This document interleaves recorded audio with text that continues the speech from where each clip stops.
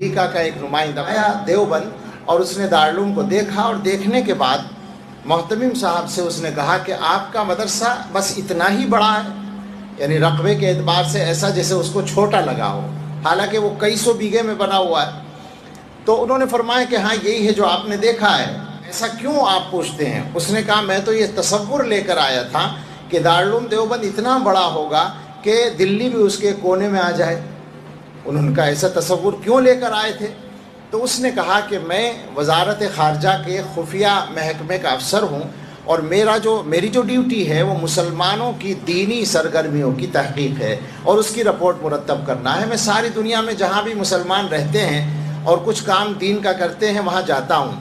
میں نے دنیا کے جس ملک میں جا کر آپ کے مذہب کا کوئی کام سرگرمی کے ساتھ ہوتا دیکھا اور اس کی جڑ کو کریدا تو اس کے نیچے سے دیوبند نکلا۔